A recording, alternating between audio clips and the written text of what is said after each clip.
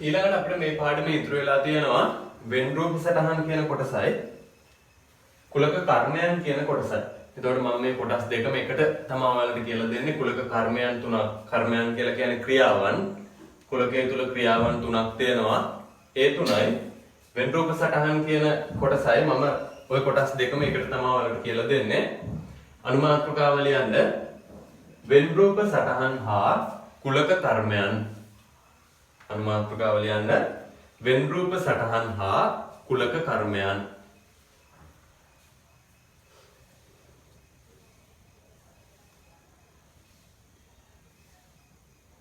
හරි. අපි වෙන් රූප සටහනකට කොහොමද අවයව දාන්නේ? දැන් සර්වත්‍ර කුලකයට අඩංගු වෙච්ච වෙන් රූප සටහනක් කොහොමද අඳින්නේ? අපි නිකන් වෙන් සටහනක් කියලා ඉස්සෙල්ලා පොඩි රවුමක් විතරනේ යන්නේ. හැබැයි අපිට සර්වත්‍ර කුලකයට අඩංගු වෙච්ච වෙන් සටහනක් අඳින්නේ කොහොමද? ඒ ටික අපි ඉස්සෙල්ලා මුලින්ම සරලව බලමු. එහෙමනම් සර්වත්‍ර කුලකය කියන කෙනාට අපිට සංකේතයක් මම උදාහරණයක්ම තමයි මේ ගන්නෙ. සංකේතයක් පාවිච්චි කරන්න පුළුවන් මෙන්න මේ සංකේතය. මේක තමයි අපි සර්වත්‍ර කුලකය කියන සංකේතයේ විදිහට පාවිච්චි කරන්නේ. එහෙමනම් මතක තියාගන්න මේ සංකේතයෙන් කියවෙන්නේ සර්වත්‍ර කුලකය. දැන් අපි දන්නවා සර්වත්‍ර කුලකය කියන්නේ මොකද්ද? සමූහයමනේ. අපි මේ චුට්ටකට කලින් කතා කරේ මුළු සමූහයම. එහෙමනම් මම සර්වත්‍ර කුලකයේ විදිහට සලකනවා මෙන්න මෙහෙම ඉලක්කම් සමූහයක්. හරි. ඉලක්කම් 8ක් තියෙනවා. ඔන්න සර්වත්‍ර කුලකය. මම මේක ඇතුලේ A කියලා කුලකයක් සලකනවා. ඒකට අඩංගු වෙන්නේ මෙන්න මේ කට්ටිය. මේ කියන ඉරට්ට සංඛ්‍යා 4 විතරයි කැපිටල් A කියන කුලකයට අඩංගු වෙන්නේ. එහෙමනම් මෙන්න මේ සර්වත්‍ර කුලකය සහ කැපිටල් A කියන කුලකය අපිට වෙන් සටහනක වෙන් රූප සටහනක දක්වන්න පුළුවන්. මතක තියාගන්න අපි සර්වත්‍ර කුලකය හතරස් කොටුවකින් සංකේතවත් කරනවා. ඒ වගේම ඒක ඇතුලේ තියෙන කුලකයන් අපි ඉලිප්ස් එකකින් හරි වෘත්තකින් හරි සංකේතවත් කරනවා. එහෙමනම් අපිට A කියන කුලකය හරි මම මෙහෙම කරන්නම්. මම ඉස්සෙල්ලා මේ අවයව ටික දාලා ඉන්නම් සර්වත්‍ර කුලකයේ ඇතුළට 1 2 3 4 5 6 7 8 ඔන්න ඔය ටිකනේ අවයව ටික අපිට තියෙන්නේ. එහෙමනම් සර්වත්‍ර කුලකයට අයත් වෙච්ච 1 2 3 4 5 6 7 8 කියන අවයවයන් ටික මම මෙන්න මේ විදිහට සර්වත්‍ර කුලකයේ හතරස් කොටුවකින් නිරූපණය කරලා ඒක ඇතුළට දාලා තියෙනවා. දැන් අපිට මේක ඇතුලෙන් තෝරගන්න ඕන කැපිටල් A කියන කුලකය. එහෙමනම් කැපිටල් A කියන කුලකයට අයත් වෙච්ච අවයව 4 අඩංගු වෙන විදිහට මම රවුමක් ඇඳලා ඔන්න ඒක නම් කරනවා කැපිටල් A කියලා. දැන් පැහැදිලි වෙන්න ඇති කොහොමද අපි සර්වත්‍ර කුලකයේ සහ තවත් කුලකයක් වෙන් සටහනක් ඇතුළට දාන්නේ කියන එක. පැහැදිලි නේද? දැන් මේ බලන්න සර්වත්‍ර කුලකයේ විදිහට හතරස් කොටුව සැලකුවොත් අර තිබ්බ අවයව 8 මේ හතරස් කොටුව ඇතුළට තියෙනවා. 1 තියෙනවා 2 තියෙනවා 3 තියෙනවා 4 5 6 7 8 8ම තියෙනවා. A කියන කුලකයේ සැලකුවොත් මේ රවුම ඇතුලේ 2 4 6 8 2 4 6 8 ඒ ටික තියෙනවා. එහෙනම් ඔන්න අපි මෙන්න මේ කියපු සර්වත්‍ර කුලකයයි මේ කැපිටල් A කියපු කුලකයයි වෙන් රූප සටහනක් ඇතුළට දැම්මා. හරි. ලියා ගන්නකො.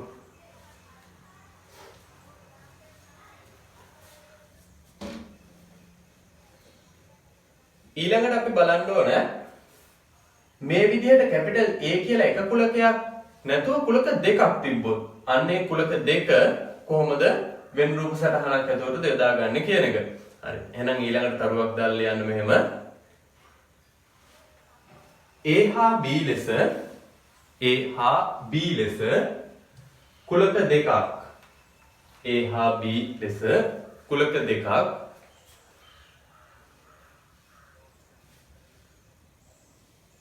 සර්වත්‍ර කුලකයක් තුල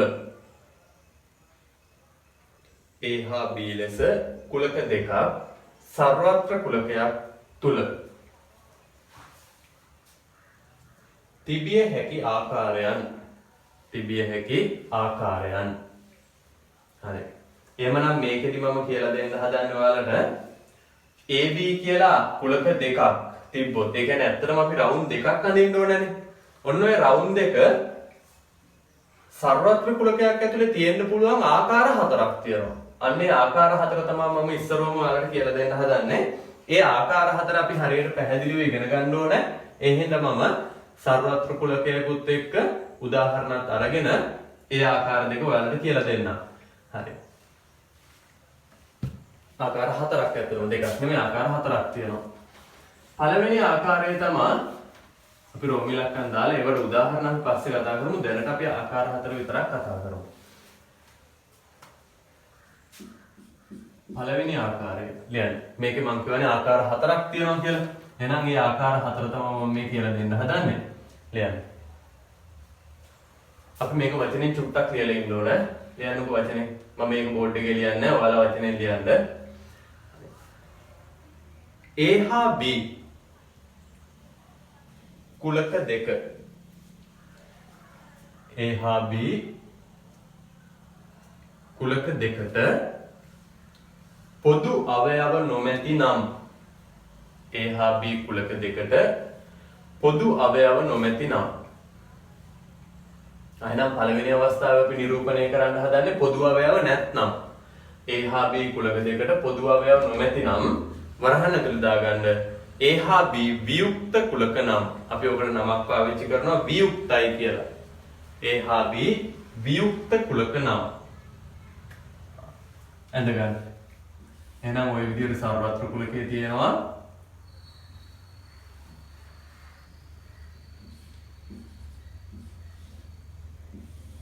මේක ඇතුලේ පොදු අවයව නැතුව AB කුලක දෙකක් තියෙනවා. එහෙමනම් පොදු අවයව නැහැ කියන්නේ ඒ කුලක වලට අපි කියනවා වියුක්ත කුලක කියලා. මෙන්න මේ විදිහට. මෙයා A කුලකය, මෙයා B කුලකය. පොදු අවයව නැහැ. දෙවැනි එක ලියන වචනේ A හා B කුලක දෙකට පොදු අවයව ඇත්නම් දෙවැනි එක අපි ලියන්නේ පොදු අවයව තිබ්බොත් A හා B කුලක දෙකට පොදු අවයව ඇත්නම් පොදු අවයව තිබ්බොත් අපිට ඕක නිරූපණය කරන්න වෙන්නේ මෙන්න මේ විදිහට සර්වත්‍ර කුලකයක් ඇතුලේ. දැන් A ට තියෙන අවයව B ගෙත් තියෙනවා. ඒකනේ පොදු අවයව තියෙනවා කියන්නේ නේ. A ගේ තියෙන අවයව B ටත් තියෙනවා. එහෙමනම් ඔන්න ඔය විදිහට මේ රවුන්ඩ් එක එකිනෙක මත වැටිලා තියෙන්න ඕනේ. දැන් එතකොට ඔයාලට පැහැදිලි මේ කොටසෙන් මේ කොටස අපි ගත්තොත් A ටත් අයිති B රවුමටත් අයිති මේ කොටස. මේ එහෙනම් පොදු අවයව ටික මෙතෙන්ට දාලා තියන්න පුළුවන් නේ. එහෙනම් පොදු අවයව තිබ්බොත් අපිට වෙනසට හනා දෙන්න වෙන්නේ ඔය විදිහට. තුන්වෙනි එක අපි ගන්නවා උපකුලකයක් වුණොත් එහෙම. අපි ගමුකෝ B A ගේ උපකුලකයක් කියලා. ලියන්නකො එහෙනම්. තුන්වෙනි එක වුණ උපකුලකයක් තිබ්බොත් ලියන්නේ එක B කුලකය වචනෙන් ලියන්න. B කුලකය A හි capital A හි උපකුලකයක් වුවහොත් B කුලකය capital A හි උපකුලකයක් වුවහොත් ඔක අපිට සංකේතවත් කරන්න පුළුවන් නේද මෙහෙම මෙහෙම නේද අපි සංකේතවත් කරන්නේ B A හි උපකුලකයක් කියන කොහොමද සංකේතවත් කරේ හරි ඔන්න ඔහම වුණොත් එහෙම ඔහම වුණොත් අපිට වෙනසට අහන කොහොමද අඳින්න වෙන්නේ දැන් බලන්න දැන් මේකේ මව් කුලකය කවුද A තමයි විශාල කුලකය එයාගෙන් අවයව කීපයක් අරගෙන තමයි B හැදිලා තියෙන්නේ ඒකනේ B උපකුලකයක් උනේ එහෙමනම් ලොකු රවුම ඇතුළට එන්න ඕනේ A මේක ඇතුලෙන් අවයව කීපයක් ඉල්ලගෙන B කියලා උපකුලකයක් හදාගෙන ඉන්නවා. හරිනේ? හතරවෙනි අවස්ථාව AB සමකුලක වුණොත්. ලියන්න. හතරවෙනි අවස්ථාව A හා B සමකුලක නම්. A හා B සමකුලක නම්. ඒ කියන්නේ මෙහෙම. A සමානයි B වුණොත් අපි සමකුලකයක් කියන්නේ A ගේ අවයව ටිකම B ගෙත් තියෙනවා. එහෙනම් සමකුලකයි. එහෙම වුණොත් එහෙම අපිට ඒක වෙනසට අහනතුරු නිරූපණය කරන්න වෙන්නේ මේ බලන්න. මෙයාට A කියලාත් කියන්න පුළුවන්. මෙයාට B කියලාත් කියන්න පුළුවන්. දෙකම එකයි. නේද? එයාට A කියලාත් කියන්න පුළුවන්, B කියලාත් කියන්න පුළුවන්. එහෙනම් ඔන්න ඔය විදිහට අපිට කුලක දෙකක් A B කියලා අපි කුලක දෙකක් ගත්තොත් ඔය කුලක දෙක මෙන්න මේ ආකාර හතරෙන් එක් ආකාරයකට වෙන් සටහනක් ඇතුලේ නිරූපණය කරන්න පුළුවන්. එතකොට දැන් අපි කොහොමද මේ මොන ආකාරයකද කියලා තේරුම් ගන්නෙ? හරි. ඒකත් අපි ඉස්සෙල්ලා කතා කරලා ඉමු. සමකුලක දෙකක් නම් අපිට මේ ක්‍රමෙම තමයි. අපි සමකුලක දෙකක්ද කියලා ඉස්සෙල්ලා බලනවා. A ගේ අවයව ටික B ගේ තියනවාද කියලා බලනවා. A විදිහටම තියනවාද කියලා බලනවා. A අවයවම තියෙන්නේ කියලා බලනවා. එහෙමනම් ඒකට අපිට අඳින්න වෙන්නේ මෙහෙම වෙන රූප සටහන. ඊළඟට අපි බලනවා කවුරු හරි උපකුලකයක් වෙලාද කියලා. ඒ කියන්නේ මොකද්ද? A ගේ අවයව වලින් කීපයක් අරගෙන තනික් කුලකේ හැදිලා තියෙනවාද කියලා බලනවා. එහෙමනම් අපිට අඳින්න වෙන්නේ මෙන්න මේ වෙන සටහන. ඊළඟට අපි බලනවා ඒ දෙකම නැත්තම් පොදු අවයව තියනවාද කියලා. A ටත් අයිති B ටත් අයිති පොදු අවයව තියනවාද කියලා බලනවා. එහෙම තිබ්බොත් අපිට මේක අඳින්න වෙනවා. එහෙමත් නැත්තම් ආයෙ බලන්න දෙයක් නැහැ. අනිවාර්යෙන් වියුක්ත කුලක දෙකක් තමයි. A ගේ අවයව B ට නැහැ. A ගේ තියෙන අවයව 3යි නම් B ගේ 3ක් වෙන්න පුළුවන්. හැබැයි මෙයාගේ තියෙන අවයව නෙමෙයි මෙයාගේ තියෙන. වෙනම ඒවා ටිකක් තියෙන. එහෙමනම් ඒ වගේ කට්ටියන්ට අපි කියනවා වියුක්ත කුලක කියලා. හරි. එහෙනම් මෙන්න මේ අවස්ථා හතරට අදාළව අපිට දැන් කුලක කර්මයන් හතරක් කතා කරන්න තියෙනවා. ඡේදනය, කුලක කර්මයන් තුනක්, ඡේදනය, මේලය, අනුපූරකය කියලා. හරි. ඒකෙදි අපි ඡේදනය සහ මේලය කියන එක මේ අවස්ථා හතරටම මම ඔයාලට කියලා දෙන්නම්. කියලා දීලා අපි ඊළඟට බලමු අනුපූරකය කියන්නේ මොකක්ද කියන එක. එහෙමනම් මම මේ අවස්ථා හතර මේ විදිහටම තියාගන්නවා. මෙයා තුන්වෙනි අවස්ථාව, මෙයා හතරවෙනි අවස්ථාව කියලා ගන්නවා. මම මේක මකන්න දු තියාගන්නම්. අනුමාත්‍රිකාවක් ලියන්න. කුලක ඡේදනය. අනුමාත්‍රිකාව ලියාගන්න. කුලක ඡේදනය. වරහන් ඇතුලේ දාගන්න. අපි කුලක ඡේදනය කියන සංකේතයක් පාවිච්චි කරනවා මෙන්න මේ විදිහට. කුලක ඡේදනය කියන සංකේතයක් පාවිච්චි කරනවා මෙන්න මෙහෙම සංකේතයක්. වරහන් ඇතුලේ දාගන්න ඒ සංකේතය. ඡේදන කුලකයේ සංකේතවත් කරන්න අපි ඔන්න ඔය සංකේතයෙන්.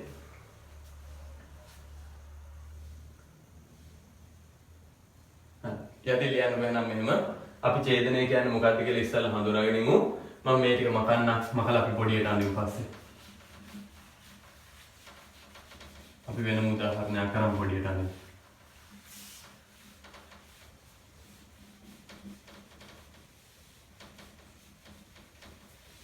මම ඒවට උදාහරණත් එක්ක කියලා දෙන්නම්. ඒකට ඔයාලට ඒක තව පැහැදිලි වෙයි. හරි. අපි ඉස්සෙල්ලා ඡේදනය කියන්නේ මොකක්ද කියලා ලියලමු. ලියන්න. ඡේදන කුලකය කියලා කියන්නේ මෙන්න මෙහෙම එකක්. ඒක ලියන්න බෑ. ඡේදන කුලකය කියලා කියන්නේ මෙන්න මෙහෙම එකක්. අපි කුලක දෙකක් හෝ කීපයක් සලකපුවාම ඒ කුලකයන්ට අයත් වන පොදු අවයව ඇතුළත් කුලකයට අපි කියනවා ඡේදන කුලකය කියලා. පොදු අවයව. හරි. එහෙනම් අපි ඒක ලියලමුකෝ. ලියන්නකෝ. කුලක දෙකක් සැලකුව විට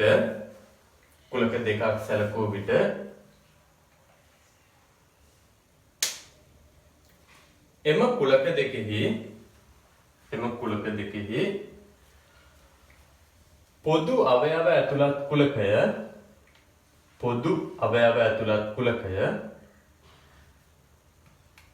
ඡේදන කුලකය ලෙස හඳුන්වයි. එම කුලක දෙකෙහි පොදු අවයව ඇතුළත් කුලකය ඡේදන කුලකය ලෙස හඳුන්වයි. එහෙමනම් අපි ඕකට උදාහරණ හතරක් අර වෙන් රූප සටහන් හතර යටතේ කරලා බලමු. හරි. පළවෙනි උදාහරණය. ඔන්න පැහැදිලිව බලා ගන්න මම ගන්න පළවෙනි උදාහරණය. එහෙමනම් පළවෙනි උදාහරණය සර්වත්‍ර කුලකයක් අපිට තියෙනවා. අපි ඒකත් එක්කම ගමු. එතකොට මේ ටිකම ඔයාලට පැහැදිලි. සර්වත්‍ර කුලකයක් තියෙනවා 1 2 3 4 5 6 කියලා. කැපිටල් A කියලා කුලකයක් තියෙනවා 1 2 3. ඊළඟට B කියලා කුලකයක් තියෙනවා 5 6. හරි. එහෙමනම් දැන් බලන්න මේ A සහ B කියන කුලක දෙක මොන කුලක දෙකක්ද කියලා. ඉස්සෙල්ලා තේරුම් ගන්න මොන කුලක දෙකක්ද කියලා. බලන්නකෝ A ගේ තියෙන්නේ 1 2 3 කියන අවයව ටික. B ගේ තියෙන්නේ 5 6 කියන අවයව ටික. පොදු අවයවත් නැහැ. A B උපකුලක වෙලත් නැහැ. එහෙම කිසිම දෙයක් වෙලා නැහැ නේ. හරි. අපි දැනට මේ සර්වත්‍ර කුලකය කියන එක අයින් කරමු. නැත්නම් ඔයාලට මේක පැටලෙනවා. අපි සර්වත්‍ර කුලකය කියන එක අයින් කරලා මේ දෙකෙන් විතරක් කතා කරමු. එහෙමනම් අපි සර්වත්‍ර කුලකය අයින් කරා AB කියලා කුලක දෙකක් තියෙනවා සර්වත්‍ර කුලකයක් ඇතුලේ කියලා අපි හිතමු. මේකේ පොදු අවයව එකක්වත් නැහැ. එහෙනම් මේකෙදි අපිට A ඡේදන B කියන කුලකය මොකද්ද වෙන්නේ? පොදු අවයව එකක්වත් නැහැ. අභිශුන්‍ය කුලකයක්. නේද? අපි ඡේදන කුලකය කියලා කිව්වේ මොකද්ද? Aටයි Bටයි පොදු අවයව ඇතුළත් කුලකය. එහෙනම් Aටයි Bටයි පොදු අවයව නැහැ. එහෙමනම් මේකෙදි අපිට ඡේදන කුලකය අභිශුන්‍ය වෙනවා. හරි. අපි ඒක වෙන් රූප සටහනක දැක්වුවොත් ඔන්න A කියන කුලකය ඔන්න B කියන කුලකය. Aට අයිති අවයව 1 2 3 Bට අයිති 5 6. දෙන්නගේ පොදු අවයව නැහැ. ඒ හින්දා අපිට වෙන් රූප සටහනේ ඡේදනයක් අඳුරු කරන්න බැරි වෙනවා. හරි. එහෙමනම් මේ උදාහරණය ලියාගෙන යටින් ලියන්නකො මෙහෙම. යටින් දරුවක් දාලා ලියන්න. A හා B දැන් අර අපි අවස්ථා හතරකට මේ මම උදාහරණ හතරක් කියාගෙන යන්නේ. ඔන්න පළවෙනි අවස්ථාවට වියුක්ත අවස්ථාවට කිව්වා. හරි. දරුවක් දාලා ලියන්න. A හා B වියුක්ත කුලක බැවින්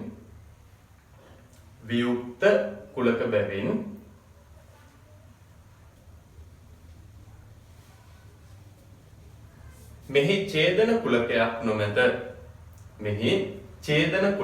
නොමැත.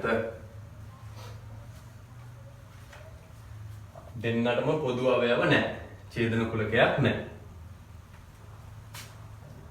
ඔන්න අපි ගන්න දෙවෙනි උදාහරණය.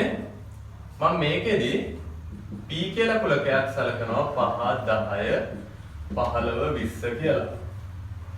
Q කියලා කුලකයක් සලකනවා 10 20 30 ඔය ඇති 30 කියලා අපි ගමු 10 20 30 කියලා සලකනවා.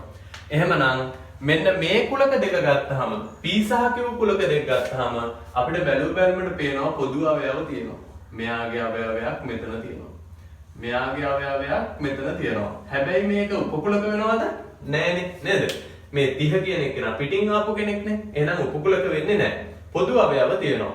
එහෙනම් මෙන්න මේ කුලකය මේ P සහ Q කුලකය සර්වත්‍ර කුලකයක් ඇතුලේ නිරූපණය කරද්දී මේ දෙන්නට පොදු අවයව තියෙනවා.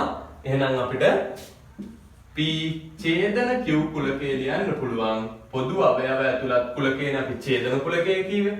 දෙන්නටම පොදු අවයව විදිහට 10 තියෙනවා. ආය 20 තියෙනවා. හරි. ඕක අපි වෙන් රූප සටහනක් ඇතුලේ නිරූපණය කළොත් දැන් අපි දන්නවා පොදු අවයව තියෙනවා නම් මෙන්න මේ විදිහේ වෙන් සටහනක් අඳින්න වෙන්නේ.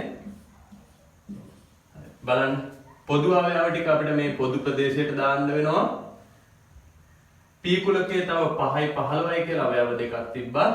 Q කුලකයේ තව 30 කියලා අවයවයක් තිබ්බා. එහෙමනම් මේක කොහොමද අපි අඳුරගන්නේ කියන්නේ මම ඔයාලට මේක පාට කරන විදිහෙන් මෙන්න මේ කොටස ඡේදන කුලකය කියලා ඔයාලට කියලා දෙන්නම්. මතක තියාගන්න අපිට ඡේදනයක් නම් පාට කරන්න තියෙන්නේ මෙන්න මෙතන හිතන්න මේ මෙතන P ඡේදන Q තමයි දැන් අපි මේකේ අඳුරු කරන්න හදන්නේ. හොඳට මතක තියාගන්න. අපි ඉස්සරවම තියෙන කුලකේ පාට කරනවා එක පැත්තකට. එහෙනම් මම P කියන කුලකය ඔන්න එක පැත්තකට මම පාට කරනවා. දැන් P කියන කුලකයේ ගියපුවාම මේ P කියන සම්පූර්ණ රවුමම පාට වෙන්න ඕනේ. ඔන්න සම්පූර්ණ රවුමම පාට වුණා.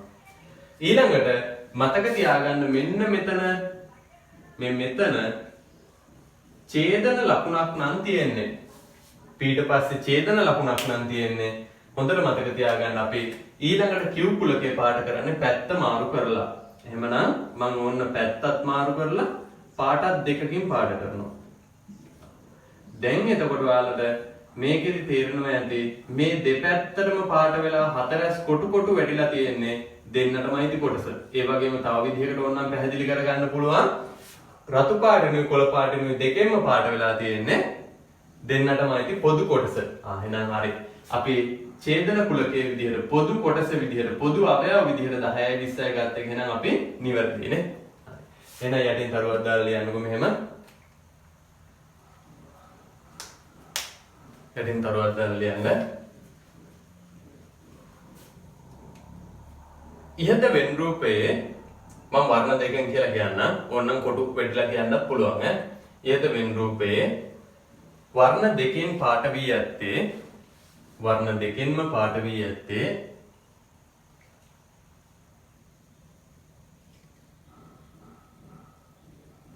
P හා Q ඡේදන කොටස වේ. P හා Q ඡේදන කොටස වේ. අපි ඡේදනය කියලා කිව්වේ පොදු කොටසනේ. මම ඒ වචනේ කිව්වේ නෑ කලින් කියලා තියෙන හින්දා. P හා Q ඡේදන කොටස වේ. ඔන්න අපි උදාහරණ දෙකක් කතා කරා. දැන් ඊළඟට අපිට තියෙනවා උපකුලකයක් වෙන අවස්ථාවයි සමකුලක වෙන අවස්ථාවයි. එහෙමනම් මම මේ දෙක මකලා ඒ දෙකටත් උදාහරණ දෙයක් ඔයාලට මෙතනින් පෙන්නන්නම්.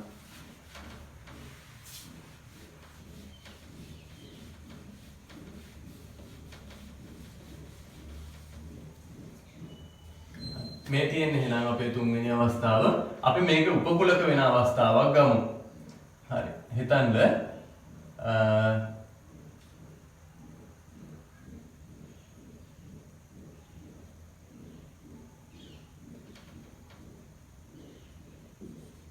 A කියලා කුලකයක් තියෙනවා 3 6 9 12 15. B කියලා කුලකයක් තියෙනවා 6යි 12යි අඩංගු වෙච්ච. හරි. දැන් එහෙනම් මේක උපකුලකයක් කියලා අපි තීරණය කරන්නේ කොහොමද? මේ B ගේ තියෙන අවයව සියල්ලම මේ බලන්න අපි පාට කරොත් B ගේ තියෙන අවයව සියල්ලම A කුලකයේ තියෙනවා. B ට කොහෙන්වත් පිටින් කෙනෙක් ඇවිල්ලා නැහැ. එහෙනම් අපිට කියන්න පුළුවන් AB කියන්නේ උපකුලක දෙකක් කියලා. එහෙනම් අපි තරුවක් දාලා ලියනවා ඒකත් B කියන්නේ උපකුලකයක් කාගේද? A ගේ. ඒකත් අපි ලියවා.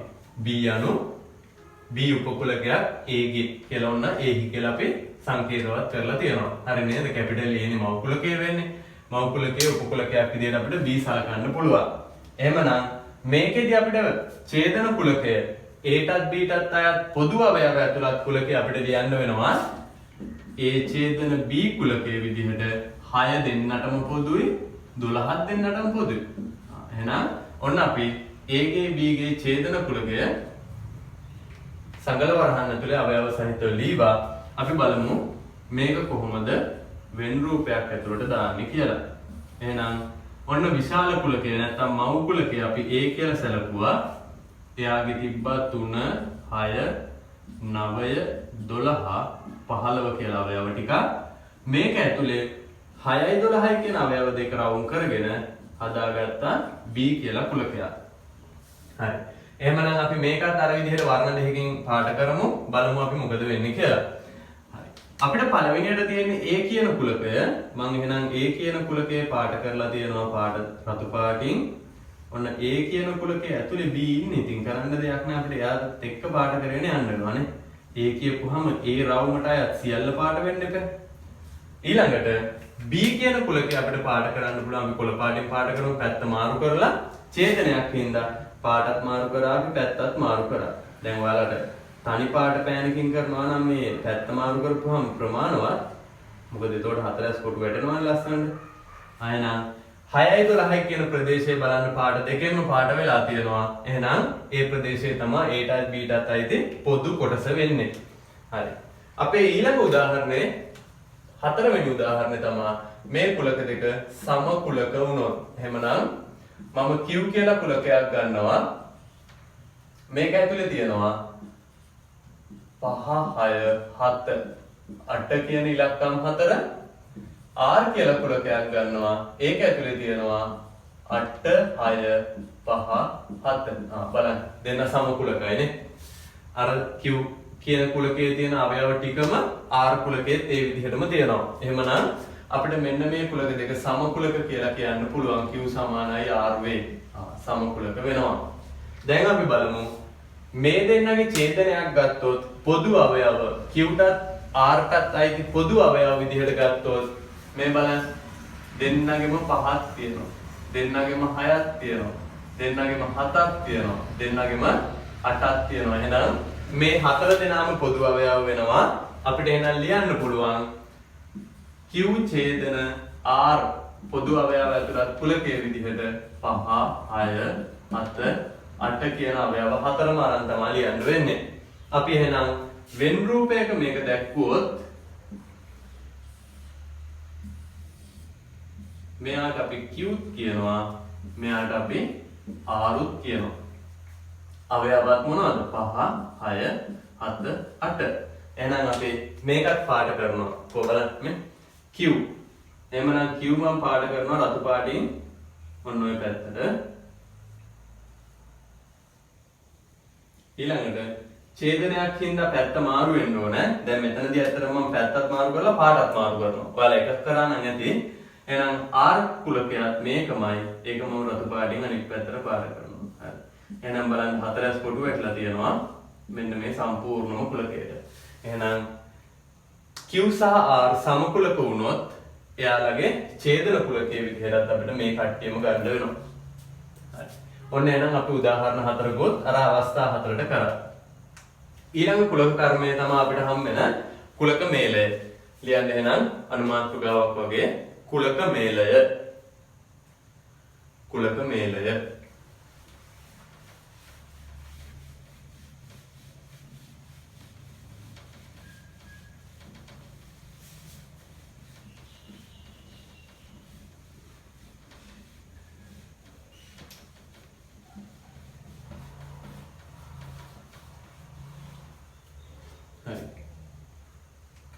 කුලක මේලය කියන එක අපි සංකේතවත් කරනවා.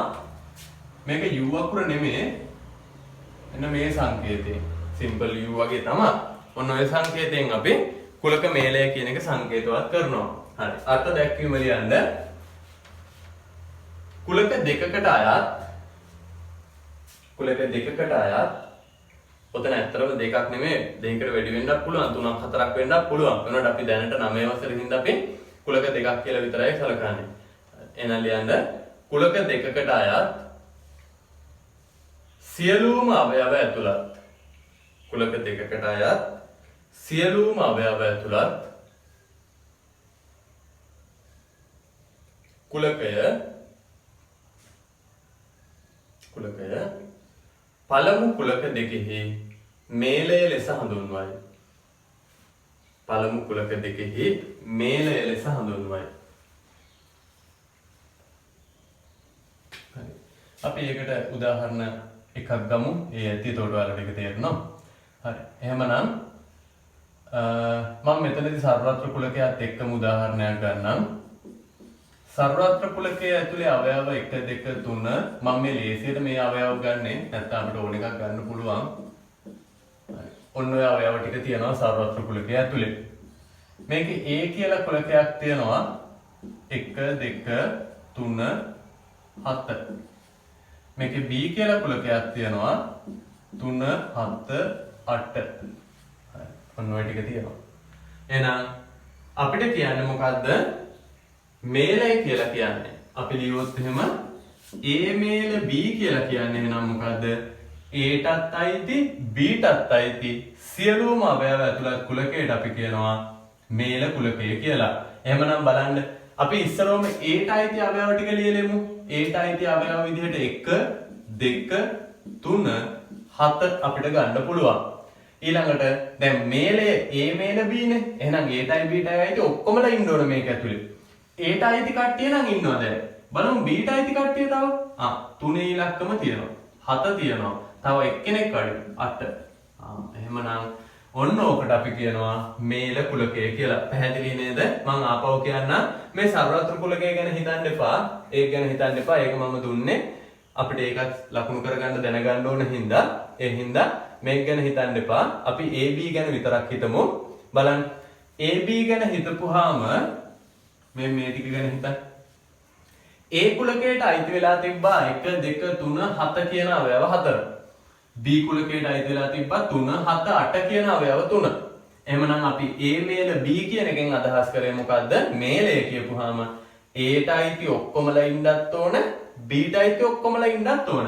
බලන්න A ට අයිති ඔක්කොමලා 1 2 3 7 ඉන්නවනේ. A ට අයිති ඔක්කොමලා ඉන්නවා මේක ඇතුලේ මේ. B ට අයිති ඔක්කොමලා 3 7 8. 3 7 8 B ට අයිතිත් ඔක්කොමලා ඉන්නවා. එහෙමනම් මෙන්න මෙයාට අපි කියනවා මේල කුලකය කියලා. අපි ඕක වෙන් රූප සටහනක දැම්මොත් මට ඔන්න ඔතෙන්ට එන්න ඕන හින්දා තමයි මම සර්වත්‍ර කුලකයක් දුන්නේ. දැන් මේකේ පොදු අවයව තියෙනවනේ නේ 3යි 7යි. එහෙනම් අපිට පොදු අවයව මේ විදිහට දාන්න වෙනවනේ මේකේ. ඔන්න A කියන කුලකය. බලන්න ඒකේ තව අඩුයි 1යි 2යි. දැන් හරිනේ A කියන කුලකය ඇතුලේ 1 2 3 7 තියෙනවා. B කියන කුලකය ගමු මේක. එහෙනම් B කියන කුලකය ඇතුලේ දැනටමත් 3යි 7යි ලියලා තියෙන්නේ. තව 8ක් ඕන. 8ක් දැම්මයි ලියේ. හරි නේද? පැහැදිලි නේද? A කියන මායිම ඇතුලේ අවයව 4ක් තියෙනවා. B කියන මායිම ඇතුලේ අර අවයව 3ම තියෙනවා. තව අඩු කට්ටිය සර්වත්‍ර කුලකය ඇතුලට දාන්න වෙනවා අපිට නේ. එහෙනම් 1 2 3 තියෙනවා 4 නැහැ. 5 නැහැ. 6 නැහැ. 7 තියෙනවා 8 තියෙනවා. හරි. එහෙනම් ඔන්න අපි සර්වත්‍ර කුලකය ඇතුලට දැම්මා. මතක තියාගන්න මේ මේල කුලකයක් අපි පාට කරද්දී පැත්ත මාරු කිරිල්ලක්වත් පාට මාරු කිරිල්ලක්වත් මොකුත් කරන්න එපා. අපි එහෙනම් ඉස්සරෝම A කුලකේ පාට කරා. දැන් අපි පැත්ත මාරු කරන්නෙත් නැහැ, පාට මාරු කරන්නෙත් නැහැ. කෙලින්ම අපි ගිහිල්ලා B කුලකේ පාට කරනවා. ඔන්න අපි B කුලකයක් පාට කරනවා. එහෙමනම් දැන් ඔයාලට පේනවා ඇති මේ කොළ පාටින් මම පාට කරලා තියෙන A මේල B කුලකය ඇතුලේ අපි අර සංගල වරහන් ඇතුලේ ලියපු අවයව 1 2 3 7 8 කියන අවයව පහම තියෙනවා. හරි. පැහැදිලි නේද මේලේ කියන්නේ මොකක්ද කියන එක? හරි. එහෙනම් ඊළඟට අපිට තියෙනවා කුලක අනුපූරකය කියන කුලක කර්මය. ලියන්න එහෙනම් ඊළඟ එක කුලක අනුපූරකය. කුලක අනුපූරකය. හරි. මේ මේලේ ඇතුලේ අර උපකුලක ඉන අවස්ථාවේ ඒ අනිත් අවස්ථා තුනක් තියෙන්න පුළුවන්. ඒව ගැන මම ආයෙ ඇඳලා පෙන්නන්නේ නැහැ. try කරලා බලන්න. දැන් ඕන්න මම මෙතනින් ඒ ඉතුරු අවස්ථා ටික ඇඳලා පෙන්නන්න. හැබැයි ඇත්තටම හරි අපි එන අනුමාත්‍රකාව කොහොමද තියන්න? තියලා මේ ටික ඔන්න කටුවට ඇඳගන්න. මේ ඇත්තටම කරේ එහෙනම් අපි අර ගත්ත උදාහරණ ආකාර හතරෙන් දෙවෙනි ආකාරයනේ. ඔගේ පළවෙනි ආකාරය මොකක්ද උනේ? වියුක්ත ආකාරය. එහෙනම් වියුක්ත ආකාරයේදී කොහොමද අපි මේලේ පාට වෙන්නේ? මේ ඔන්න වියුක්තයි. මෙයා A මෙයා B කියලා අපි හිතමු. එහෙනම් කොහොමද A මේල B පාට උනේ? A ට අයිති ඔක්කොමයි B ට අයිති ඔක්කොමයි. ඔන්න පළවෙනි අවස්ථාව. ඔන්න දෙවෙනි අවස්ථාවට අපි දැන් සවිස්තරාත්මකව විස්තරයක් කරලා තියෙනවා. මේ උදාහරණයක් කරලා තියෙනවා. එහෙනම් තුන්වෙනි අවස්ථාව අපි ගත්තේ මොකද්ද? තුන්වෙනි අවස්ථාව ගත්තේ උපකුලක අවස්ථාව. එහෙමනම් ඔන්න අපි උපකුලක අවස්ථාවකුත් ගන්නවා. මෙයා A මෙයා B කියලා අපි හිතමු. එහෙනම් මෙතනදිත් අපිට පාට කරගන්න ඕනේ. මේ මෙතනදිත් පාට කරේ A මේල B, මෙතනදිත් පාට කරන්න ඕනේ A මේල B. එහෙනම් කොහොමද අපි A කුලකේ පාට කරා? මේලයක් හින්දා A පැත්තටම A පාටින්ම පාට කරනවා B කුලකයක්. දැනටමත් පාට වෙලානේ. එහෙනම් ඔන්න ඕක. ඊළඟට හතරවෙනි අවස්ථාව මොකද්ද? සමකුලක වුණොත්. එහෙමනම් සමකුලක වුණොත් අපි කොහොමද A B පාට කරගන්නේ? එහෙනම් A මේල B තමයි B එතනත් පාට කරන්නේ. A ට අයිති සියලුම කට්ටියයි B ට අයිති සියලුම කට්ටියයි. එහෙනම් ඉතින් ඔන්න දැනටම A මේල B එක පාට වෙලා ඉවරයි. ඔන්න අර අවස්ථා හතරක් මම ඕනනම් ආපහු වලට ලකුණු කරලා තියෙනවා. වියුක්ත අවස්ථාව, ඡේදන අවස්ථාව, උපකුලක අවස්ථාව, සමකුලක අවස්ථාව. හරි නේද? ඔන්නම් ඒ ටිකත් ලියාගන්න. ලියලා ලියන්න කුලක අනුපූරකය. අනුමාත්‍රකාව ලියන්න කුලක අනුපූරකය.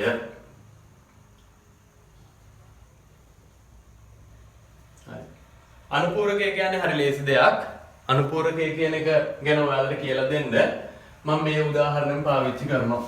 මෙන්න මේ කලින් ගත්ත උදාහරණයෙන් පාවිච්චි කරනවා. ඒකෙදි එක අවස්ථාවක් කියලා දුන්නාම මම හිතනවා ඔයාලට ප්‍රමාණවත් වෙයි කියලා.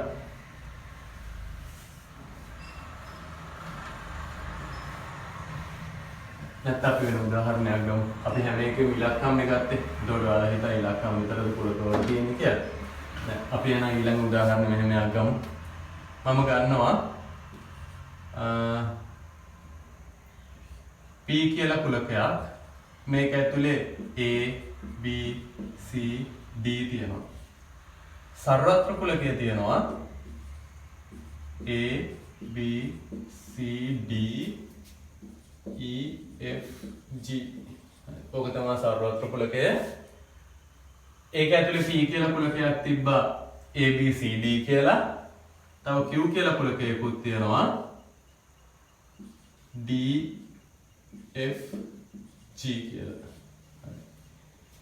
එහෙමනම් අනුපූරකය කියලා කියන්නේ අපි සලකනු ලබන කුලකයට අයත් නොවන එහෙත් සර්වත්‍ර කුලකයට අයත් වන අවයව වලට අපි කියනවා අනුපූරකය කියලා. එහෙමනම් අපි ඒක චුට්ටක් ලියලෙමුකෝ. මේ උදාහරණ ලියන්න කලින් අපි ඒක ලියලෙමු. ලියන්න උදාහරණ ලියන්න කලින් සලකනු ලබන කුලකයකට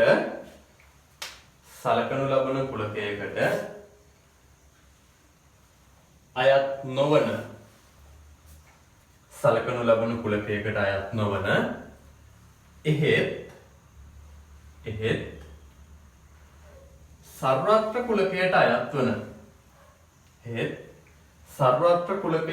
වන අවයව ඇතුළත් කුලකය අනුපූරක කුලකය ලෙස හඳුන්වයි. එහෙමනම් අපි මෙන්න මේ ගත්ත P කියන කුලකයේ අනුපූරකය ගැන හිතමු. ඒ හින්දා මම P කියන එක නා රවුම් කරා. දැන් P වල අනුපූරකය අපි නිරූපණය කරනවා P වල මෙන්න මෙහෙම ඉරි කෑල්ලක් දාලා P ඩෑෂ් කියලා කියනවා අපි. P වල අනුපූරකය. එහෙමනම් මොකද්ද අපි කිව්වේ? මේ Q ගැන අපිට හිතන්නවත් දෙයක් නැහැ. අපි මොකද්ද අර්ථ දැක්වීමද කිව්වේ? සලකනු ලබන කුලකයට අයත් නොවන. එහෙනම් අපි සැලකුවේ Pට අයත් නොවන. එහෙත් සර්වත්‍ර කුලකයට අයත් වන සියලුම අවයව ඇතුළත් කුලකයට අපි කියවා P ගේ අනුපූරකය කියලා. එහෙමනම් Pට අයිති වෙන කට්ටිය හිටියේ A B C D. එහෙනම් Pට අයිති නොවන එහෙත් සර්වත්‍ර කුලකයට අයත් වන තව කට්ටිය හිටියා E F G කියලා. ඔන්න එහෙනම් අපේ P ගේ අනුපූරකය ලියවා. පැහැදිලි නේද? Pට අයත් නොවන එහෙත් සර්වත්‍ර කුලකයට අයත් වන. එහෙනම් Pට අයිති වෙනවා A B C D. E F G එක Pට අයිති නැහැ. එහෙනම් ඒකට අපි කියවා P ගේ අනුපූරකය කියලා. අපි එහෙනම් ඕක වෙන් සටහනක් ඇතුලේ අඳුරු කරලා දක්වලා බලමු. එහෙමනම් මේ P සහ Q වල ඡේදනයක් පොදු අවයව තියෙන හින්දා ඡේදන කුලක විදියට අපිට ලකුණු කරන්න වෙනවා. බලන්න. P ගේ තිබ්බා A B C D තිබ්බා. Q ගේ තිබ්බා D F G. එතකොට තව එළියෙන් කවුද ඉන්න ඕනේ? A B C D E නෑනේ. E ඉන්න ඕනේ සර්වත්‍ර කුලකේ එළියේ. ඔන්න එහෙනම් හරි. දැන් බලන්න මේකෙදි අපිට කියන්නේ කවුරු පාට කරන්න කියලාද? P ගේ අනුපූරකය පාට කරන්න කියලා තමයි අපිට කියන්නේ. එහෙනම් P ඩෑෂ් එක පාට කරන්න කියලා කියන්නේ. එහෙමනම් Pට අයත් නොවන එහෙත් සර්වත්‍ර කුලකයේ ඉතිරි සියලුම අවයව වලට අපි කියනවා ඔන්න P ගේ අනුපූරකය කියලා.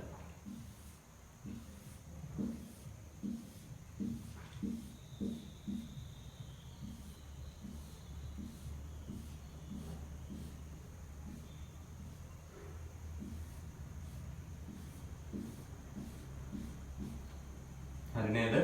ඔන්න එහෙනම් අපි P ගේ අනුපූරකය පාට කරලා තියෙනවා. බලන්න P අයිති වෙලා නැහැ. Pට පිටින් හැම කෙනෙක්ම පාට වෙලා තියෙනවා. හරි. ඕකනේ අපි මෙතනත් ලියලා තියෙන්නේ.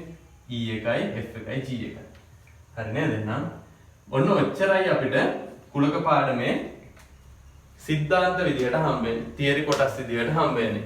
ඊළඟට අපි බලමු මේ හැම කොටසක්ම ආවරණය වෙන විදියට ගණන් කීපයක් හදලා මේක තව ටිකක් අපේ දැනුම තහවුරු කරගමු.